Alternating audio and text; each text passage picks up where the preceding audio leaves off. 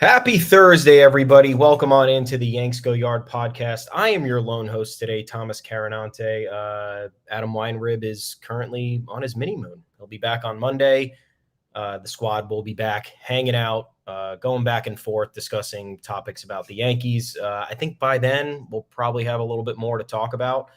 I'm here to update you on what's going on. It's actually kind of good. It's solo because there isn't a whole lot. 5 p.m. today is when free agents can start signing, and maybe things will get a little bit out of control. So for now, we have some Cashman tidbits with the press. We have some housekeeping items lining up kind of the docket for the offseason. So we'll take you through all that. But first, please be sure to find us on Apple Podcasts, Google Podcasts, Spotify, wherever you get your podcasts. Drop us a 5-star review. Perfect time to ask us a mailbag question, whether it's there, whether it's reaching out to us on the Yanks Go Yard Twitter account at Yanks Go Yard FS, whether that's heading on over to yanksgoyard.com to go through all the content we have there. Head on over to the comment section. Tell us how you feel. We're going to turn a lot of these into talking points, maybe even some pieces of content. On a lighter note, my wife said, I just did it, said I was saying too many uhs and ums last episode. I mean, what do you want me to do? Adam's not here. Adam's more charismatic one. I can't carry a podcast by myself unless I have someone saying some bullshit where I get enraged. So I'm going to do my best to help out the viewers today, if there are any out there. First order of business, guys. The GM meetings are occurring in Las Vegas. We lightly touched on that last episode. Brian Cashman spoke to the media there. Not much promising things to kind of go off of. He talked about how the Yankees hadn't engaged with Judge at that point, hadn't really talked to his agent, I guess, who wasn't there. They didn't know if he was going to appear. They didn't know if he was going to be there willing to negotiate or if he was going to take his time. Cashman also talked about giving the qualifying offer to Rizzo and Judge, which someone was saying that on Yankees Twitter was talking about how Rizzo is probably going to accept that. He's absolutely not going to accept that. The reason Anthony Rizzo signed this 1-year deal with a player opt-out last year was so he would put himself in better position to earn a multi-year deal this offseason. And he did exactly that. We talked last episode how he tied a career high in home runs, even with that back injury. I think that limited him to 138 games. So he's in a great spot to maybe get maybe the same AAV as the qualifying offer, but he wants 2 or 3 years. And it's concerning because you would have hoped the Yankees maybe did that deal last year if they had confidence he would be able to play at a high level and make that a reality. But now they're back at square one. They got to take care of Judge. They got to re-sign Rizzo. They need a left fielder. They got to figure out shortstop, which we kind of got a little bit of insight into when Cashman spoke to the media the other night. And then we just have general rumors, some things pertaining to trade targets, some things pertaining to next year's roster outlook. And I think we gotta dive into them. So what should we start with here? Cashman the other night, I talked about, he pretty much all but confirmed the Yankees wouldn't be going after a high-profile shortstop, which I think we all guessed. We got Peraza, who theoretically should be the opening day starting shortstop, assuming IKF gets relegated to a utility role, non-tendered, which would save the Yankees around $6-7 million, or traded, which I think he has value. He was misutilized with the Yankees as a full-time shortstop. He has a contact first bat. He hits well in clutch situations. He could play all over the diamond. That's where his value comes in. The Yankees decided to use him as a stopgap shortstop, which was a bad idea, and it all came crashing down at some point, as it always does. Brian Cashman also mentioned that Anthony Volpe is very much in play for 2023, and that absolutely has to be on the docket because read this stat the other day. We're going to have an article go up on the site, but Anthony Volpe, the first player since Fangraphs started tracking minor league statistics and players. First player to ever have 30 plus home runs and 60 stolen bases in a season, if I'm not mistaken. I think that was the stat. Either way, if it was 30 and 50, absolutely incredible. It was 20 and 50. I'm sorry. Anthony Volpe is the only player since Fangraphs started tracking minor league stats in 2006 to hit 20 homers and steal 50 bases in a season. That right there tells you the kid's value. He played only 22 games at AAA, which, yeah, sure. Maybe he starts the first month of the year at AAA. But then maybe what if he blows everybody out of the water in spring training? Does that kind of force your hand?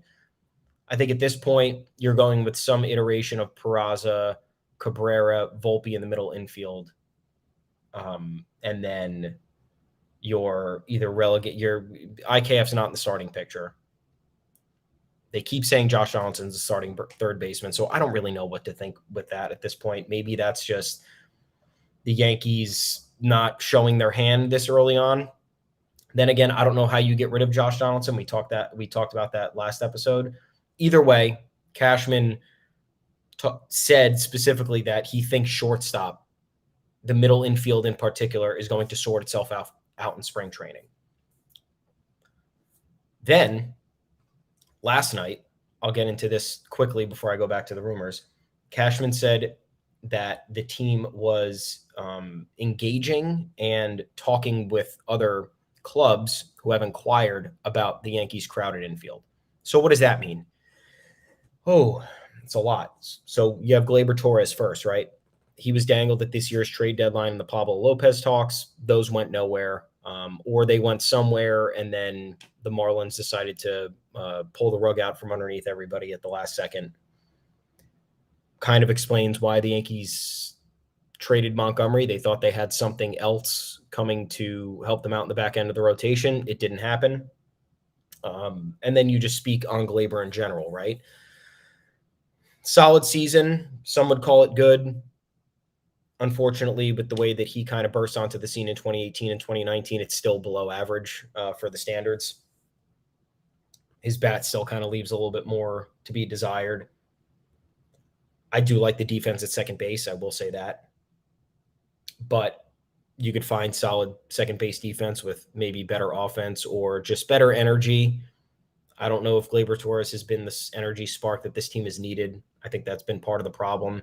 You saw right after the deadline, a lot of Yankees people speculated that he had that insane 5 to 6 week downturn where he was statistically the worst player in baseball. And that was connecting the dots because he was mentioned in trade rumors. Various players had talked about how being involved in trade rumors weighs on a player. And I totally get it, but New York, man, it's different. You can't have that type of thing weigh you down that much in the manner in which he did. You had the transition to shortstop, which was just absolutely abysmal. You had him fighting back with the front office, who was making comments about him being in shape heading into the summer camp, the year of the pandemic year, or them commenting on the fact that he's a better second baseman than a shortstop, which I think is just surface level truth. So I don't know. And then you kind of look at his money, right? The Yankees are in a little bit of they have $210 million committed to the books right now after officially picking up Luis Severino's option. Anthony Rizzo officially opted out, by the way. Aaron Judge is a free agent. Judge and Rizzo expecting to get qualifying offers. That would obviously add more to the docket, but right now we're going with what's exactly guaranteed. Severino's $15 million option picked up. That guarantees $210 million on the books for next year. That complicates what the Yankees can do. Maybe getting rid of Torres is $10 million. He's owed like $9.8 million in arbitration, and putting Volpe and Peraza in the middle infield.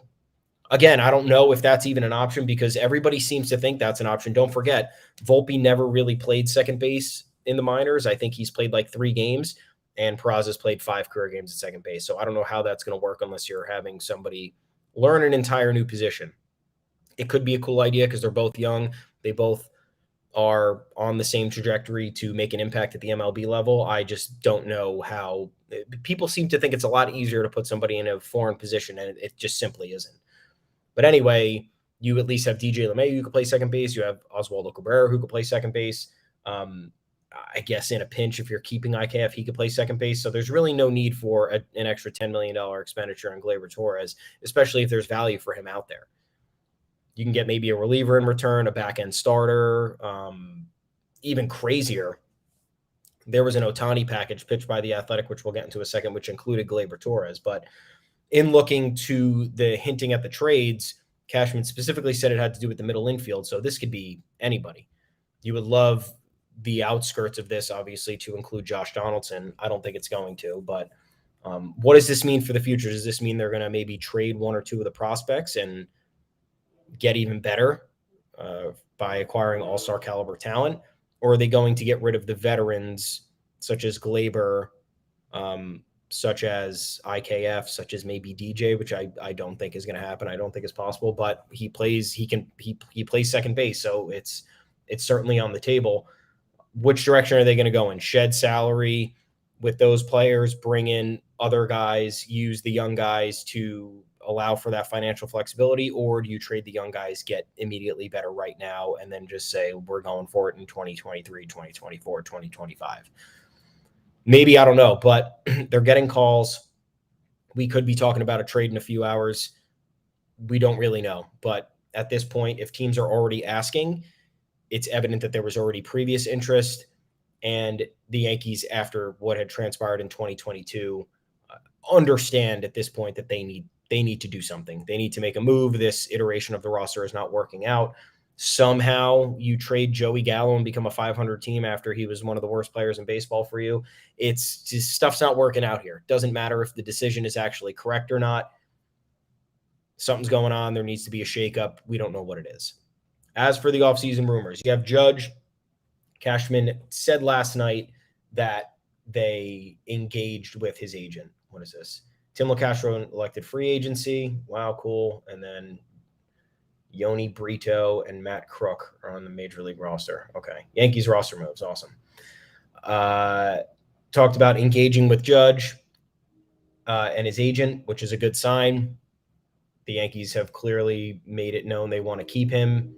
We had the report from Heyman that we talked about last episode that the Yankees were willing to top the $36 million AAV on the deal that Judge wanted, but we also don't know if that price went up after he had an historic season. It's tough. So that's one. That's one in-house one. Anthony Rizzo, we are under the belief that he wants to come back. Yankees also want him back, so that's good. That's pretty much what we've been exposed to in-house wise. Outside, Pablo Lopez back on the market. Do the Yankees revisit this? I don't know. I don't know if now they have a sour taste in their mouth based on if the Marlins actually negotiated in bad faith. I don't know if they're now put off by Pablo Lopez's awful second half. He had a tale of two halves last year. First half was incredible. I think he had, hang on one sec. I got it right here. He had like a 2.28 ERA in the first half. Let's see. 2.86 ERA, 1.07 whip, 101 strikeouts in 18 starts, totaling 104 innings. Second half, 14 starts, 4.97 ERA, 1.30 whip, 73 strikeouts in 76 innings. So that's a big drop-off. The Marlins at that point reportedly wanted Gleyber and Oswald Peraza for Lopez and Miguel Rojas. I think Miguel Rojas actually would have helped the Yankees out a lot at that point because of his veteran presence. He's more of a true shortstop than really anybody was on the roster at the time of the trade deadline. But then you're inheriting more salary. I think Rojas is making like $5 million AAV, and you're giving up two young controllable assets. And Lopez is a mid-rotation starter. This year was actually the first time he's pitched a full season in his career. So not exactly tip-top value for what you're about to give up. The Yankees value their young talent highly. They should. I think not pulling the trigger there was probably a smart decision. You could probably have a different discussion when talking about someone like Luis Castillo, who obviously panned out, dominated for the Marlins.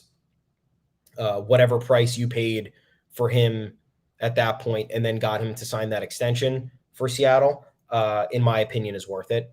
That's what you make the big trades for. In the end, the young talent is unproven commodities, so there's no real way to judge them outside of just being afraid that they might be really good one day and you're going to regret it, which is I think what the Yankees usually they did it with Gary Sanchez, in my opinion. They did it with Clint Frazier. They did it with Miguel Andujar, afraid to let these guys go, trade them elsewhere because they don't want to look like idiots.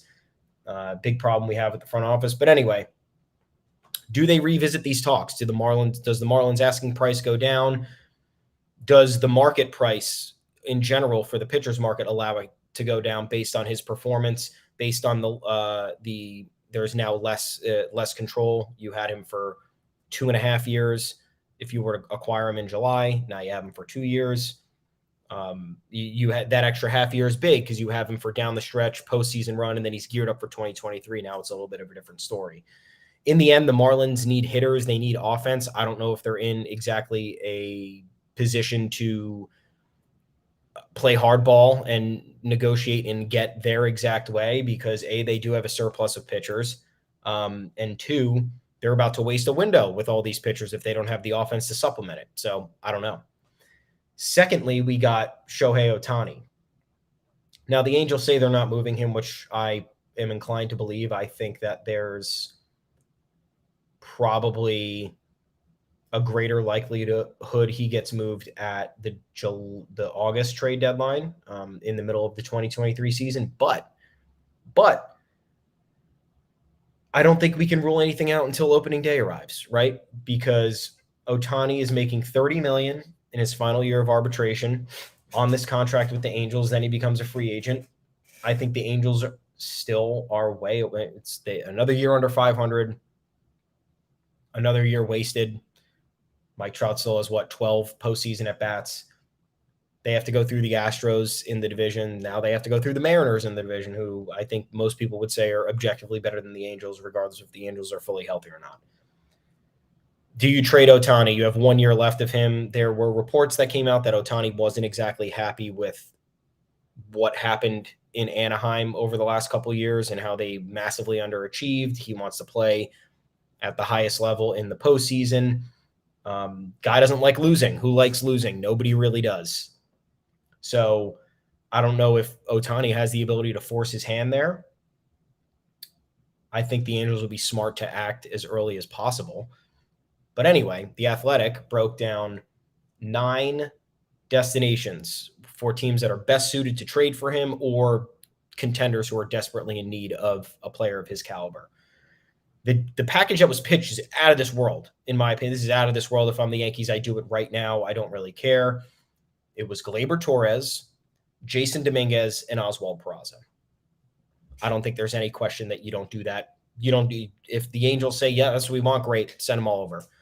Gleyber Torres, obviously, he's expendable at this point if you have the young talent and if you have someone like DJ LeMahieu who you hope to be healthy by opening day and play second base. All I'm saying is that there's ways to replace his production. It's not anything that's going to be completely regrettable if you trade Gleyber Torres. Then you have Peraza, who you have a surplus of shortstop prospects. You have Volpe, who I think the organization views higher or in higher regard. And you have Trey Sweeney and Roderick Arias in the farm system. So I understand Peraza is here and he's ready to contribute and he's ready to make an impact, but if Shohei Ohtani, a two-way player who can be a co-ace to Garrett Cole and then arguably the best lefty power bat in the league in between Aaron Judge and Giancarlo Stanton, it's a no-brainer. And then you have Jason Dominguez, who, yes, finished the year last year on a tremendous note after a rocky debut. But what is a rocky debut? Again, Yankees prospect held in this insane regard. Jason Dominguez compared to Mike Trout before he even made his professional debut in the minors. Like, give me a break with this shit. Anyway, he had a great year. He figures to be the long-term center field option for the Yankees. Probably maybe by next year, I guess, depending on what transpires. Remember, Harrison Bader is a free agent. So after this season, so the Yankees there's inherently going to be a need there. Dominguez would theoretically slide right in. But you have Everson Pereira, who's knocking at the major league door. Very productive player. You have Spencer Jones, not a center fielder, but He had an incredible debut. He's tearing the cover off the ball. And he's already the Yankees' 7th best prospect after, according to MLB Pipeline, after being drafted this year, a few months ago. You have Elijah Dunham, who is an absolute tank. And you have, there was one more on here, I thought. Yeah, I don't know who this other guy is. So I can't speak on it. Can't speak on a guy that I don't know. Anthony Hall. So sorry, guys, if I'm not giving you the right info. But I mean, he's a number 17 prospect. He's an outfielder. Rookie league, though, so not really realistic. If you're talking about realistic, it's Pereira, who rocketed his way through the minors. Spencer Jones, who, the Yankees can also shift people over or sign a short-term center fielder, whatever, as time goes on. Dunham, who can play center field. So I don't know what the process would be, but if you lose Dominguez, it's not the worst thing in the world, especially if you're getting someone like Ohtani. Now, here comes the question. Are you willing to surrender 2 club control years of Gleyber Torres, which is going to be probably like 9 to 10 million and then 12 to 14 million, which is still good for his production. And then 6 years of Dominguez and 6 years of Peraza. I think you do it, regardless of if you win a World Series in 2023 or regardless of if you are able to sign Ohtani to an extension. Why? Because you're never going to have this opportunity again. And you can't predict what's going to happen. You can't predict you're not going to win. You have Ohtani, who can provide you the highest quality of play in the rotation, which is highly valued. And then look what that does. You have Ohtani in the rotation, right? Garrett Cole / Ohtani, Nestor Cortez, Luis Severino, Frankie Montas. That pushes Luis Severino to a Game 4 starter in a 7-game series. That's fucking sick. That would be incredible.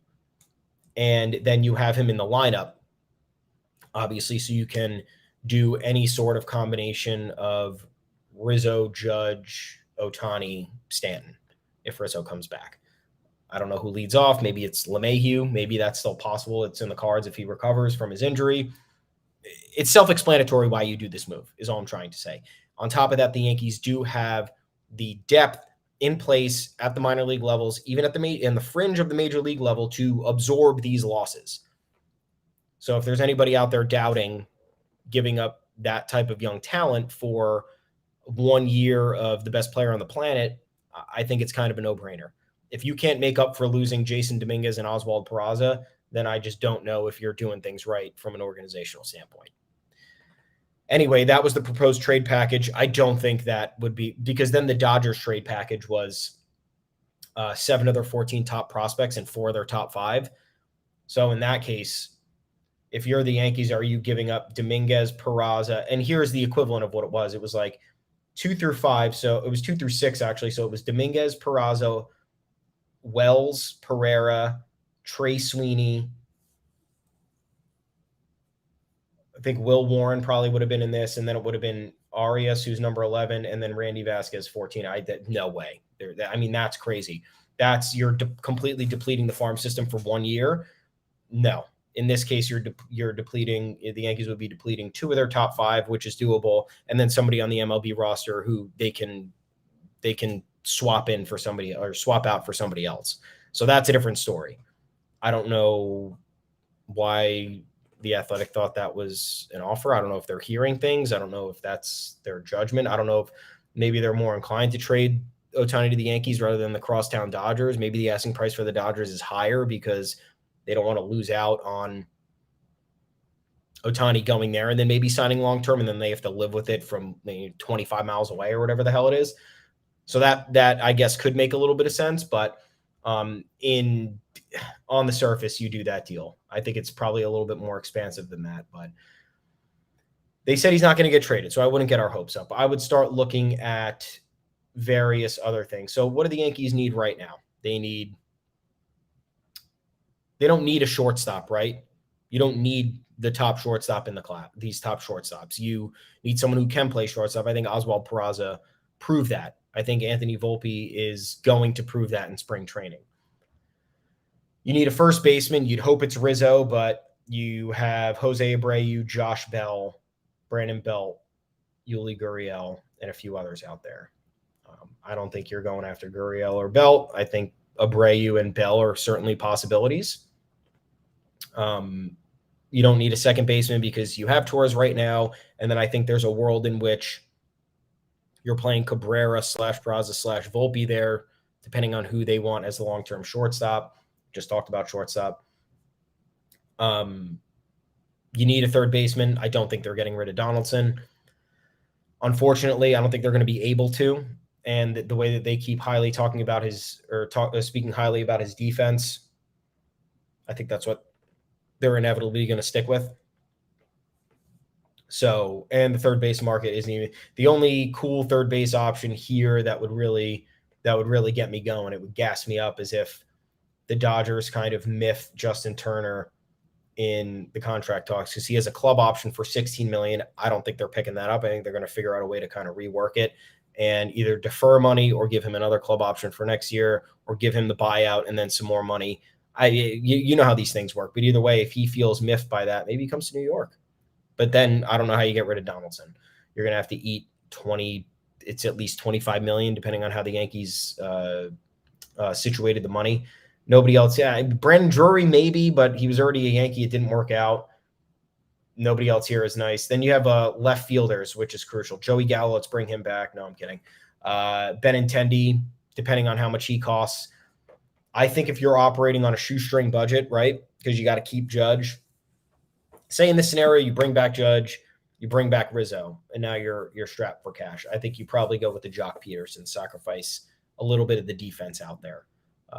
We played a full year with Joey Gallo playing left field.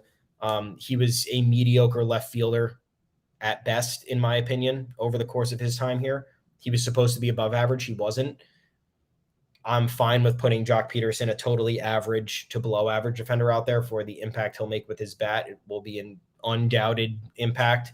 The way that he's proven he can hit in clutch situations, the way he's proven how he has lefty pop, he's going to be able to utilize the short porch. I know we say that so often, but so many players don't utilize it. Jock Peterson, very much a pull hitter, has the ability to go oppo too. So this is a hitter you want in the lineup, a lefty slugger who rises to the occasion, who enjoys the postseason, who gives you a little bit of an edge. Sacrifice a little bit of defense for that. That's what the Phillies did with Kyle Schwarber. It's what the Astros did with Yordan Alvarez. Take a page out of these guys' books. I don't know if anybody else on this list can. No one's exciting here. You got Brandon Nimmo. I think you already have your center fielder. I don't know if Nimmo would play left on a full-time basis. Did he actually do? We got any Mets fans in here? What did Brandon Nimmo do? I feel like last year he came into his own playing center field really well.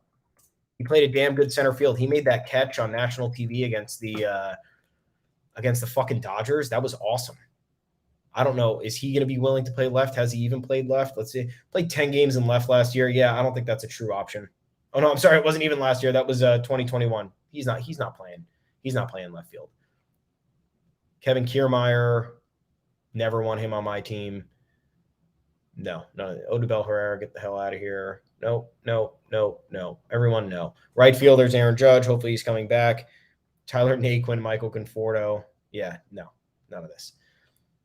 Yeah, so I think another potential option could be Michael Brantley. Do we want him at I think he's going into his age 36 or 7 season. Yankees should have done that 3 years ago. I don't think we need to talk about that any greater length. So that I think the Yankees have it spelled out for them. You explore the trade market, you see what can happen. You bring up these young guys. You accustom them to major league action from the start.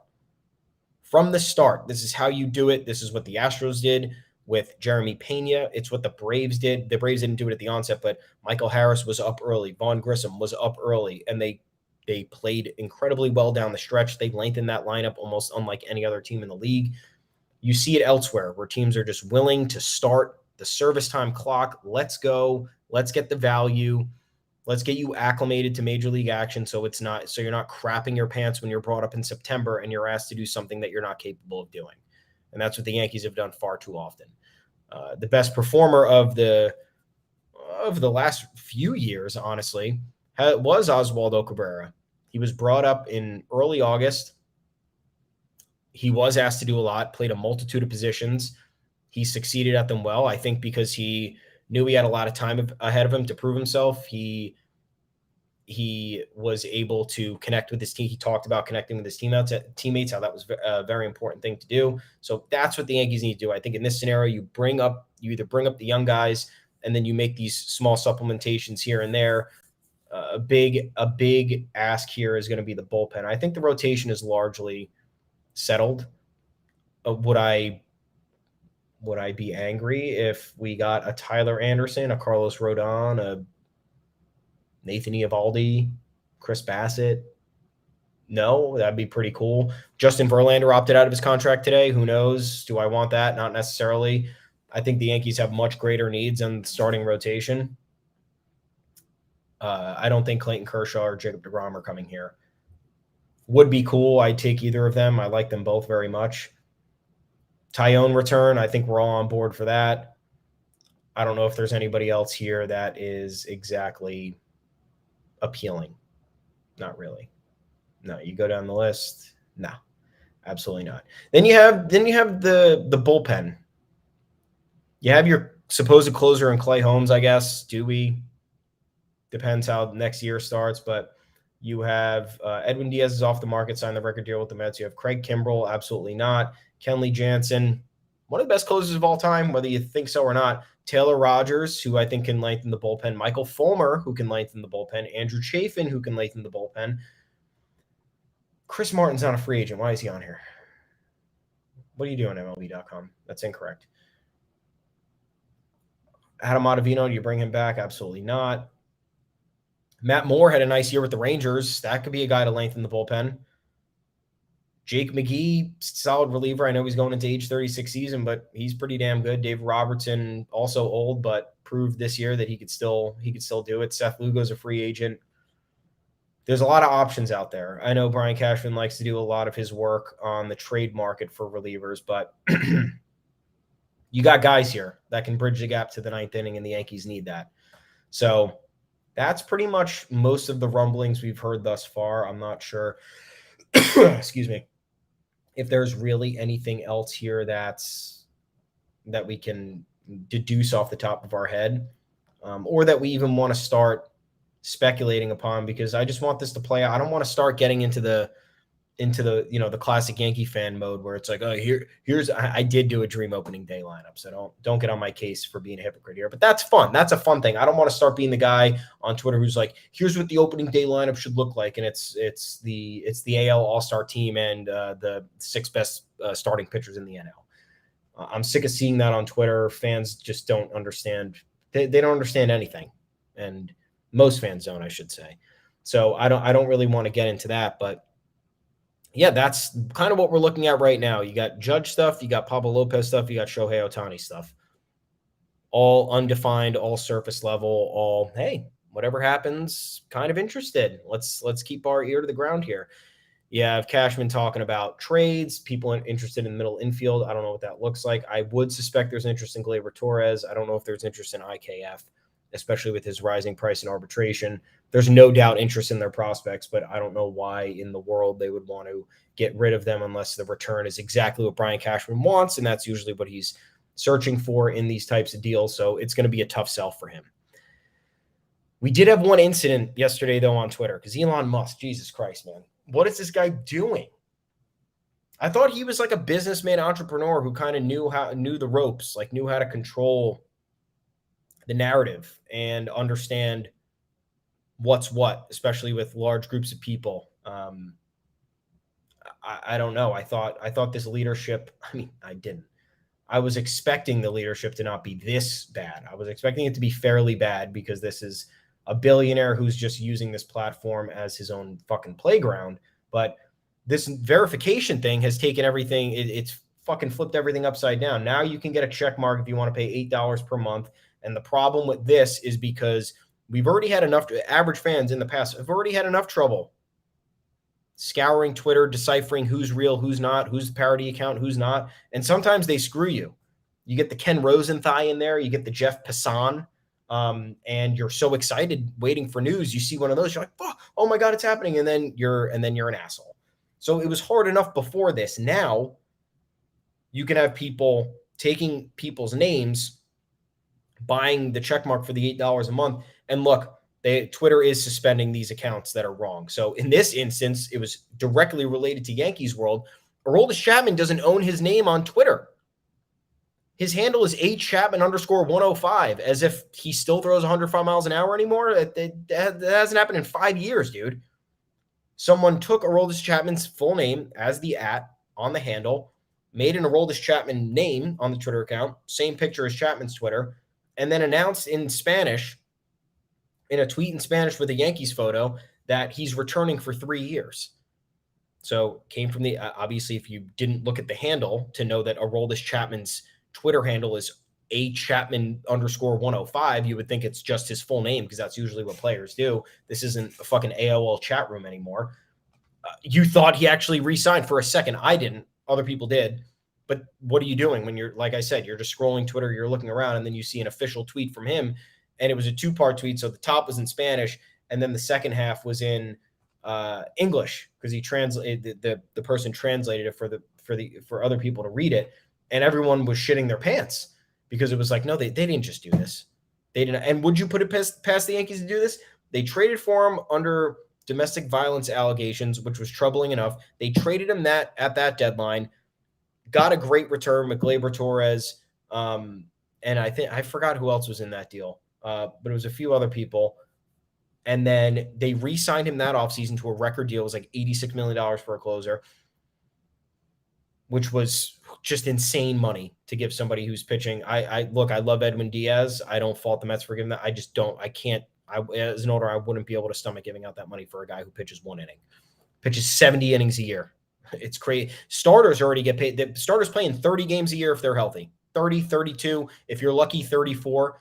And they're the highest paid at 40+ million a year, the best ones. To give a closer 20 million a year, absolutely nuts. And then they bring back Chapman after he blows the 2019 ALCS, because they're worried about the closer market that year if he was going to. So he said he was going to opt out of his contract if they didn't give him an extension. They were worried about him opting out, so they gave him the extension, and then that's why we've had him until present day.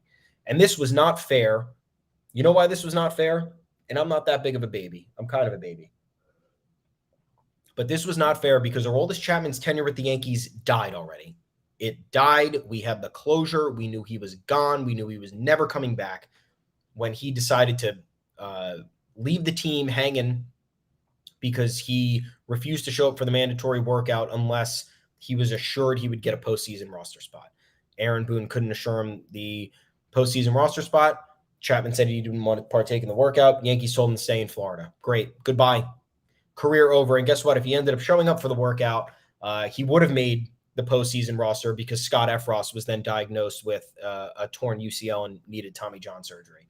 So that's why you show up for your teammates, people. For all the young listeners out there, little league listeners, doesn't matter if you're the last guy on the bench. Doesn't matter. Doesn't matter if you think you deserve a spot over somebody else.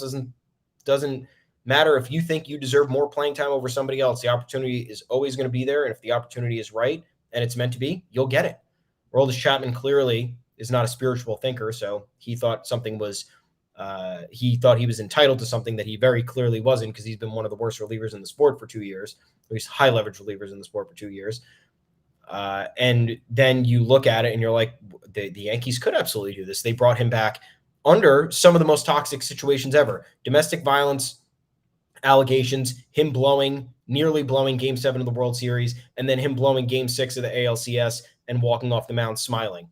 So why would the Yankees stop now? When he ditched the team, that's going to do it. He's screwed. He's either brought bad press to the team, or he screwed you over, or he's given you an evident reason to not re-sign him because of his ability to play on the field.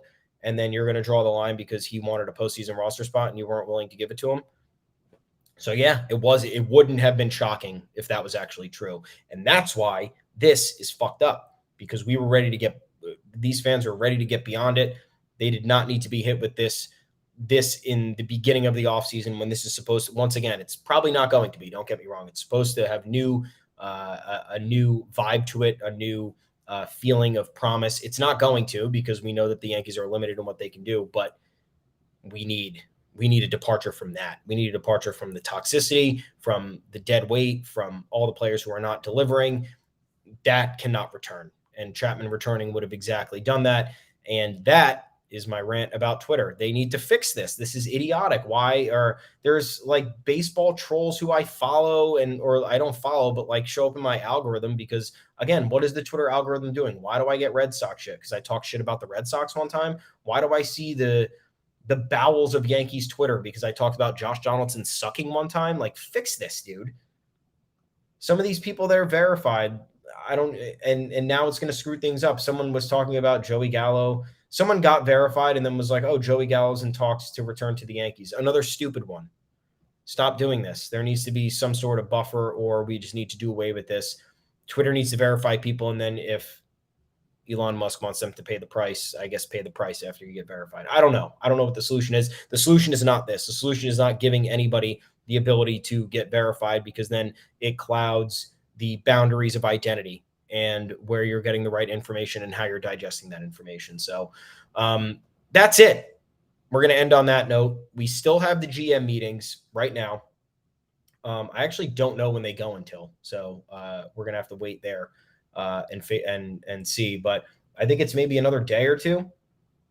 Either way, players can start signing at 5 p.m. today, so we'll see what happens. I don't think any of the big name guys are going to sign unless it's probably like a Rangers situation where they're going to give out a gigantic, like they did last year with Corey Seager. They kind of just gave him the biggest contract possible, and he said, yeah, well, we'll do it. Why not?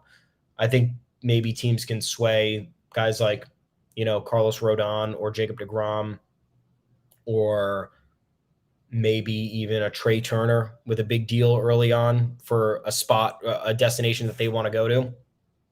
And that could seal the deal. But I think Judge is going to be a little bit more of a nuanced situation. I think someone like Carlos Correa is going to take a little bit longer. I even think Dansby Swanson is going to take a little bit longer. Xander Bogaerts' situation is going to play out longer. Justin Verlander, I think, is going to take his time. So we'll see what happens, but we're going to have all the Yankees news ready for you. Teed up, baby. That's it for this week's edition, or Thursday's edition of the Yanks Go Yard podcast. Last episode of the week, last episode with just me, so I hope you enjoyed your time with me. Adam will be back on Monday.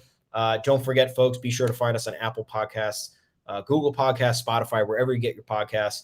Review, put it in if you want. If you want to, it's either 5 stars or you're just not writing a review. We've already talked about this. We've established the boundaries here.